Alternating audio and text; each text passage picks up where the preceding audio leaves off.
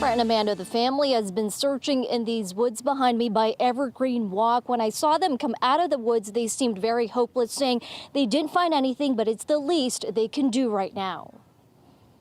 We need her back.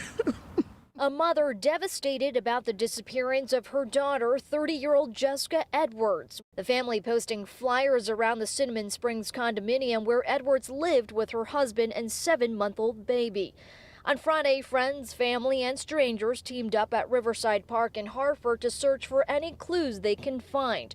That search is something the family says they plan on doing every day until Edwards is found. We search around her where she lives. We search any woodsy areas. That same day, State Police Major Crimes conducted a search warrant at Edwards' home and 3 cars for evidence that may help with their investigation.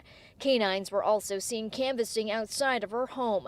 Police have not stated if anything of significance was found. Edwards' cousin Kendra Edwards says this is not typical behavior of Jessica, especially when she called out of her clinical training at Hartford Hospital Monday morning.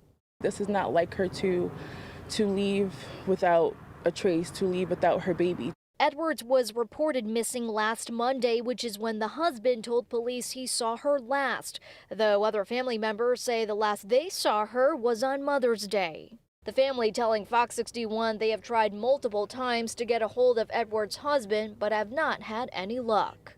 We just want to see Jessica. We just want to have her back. That's it.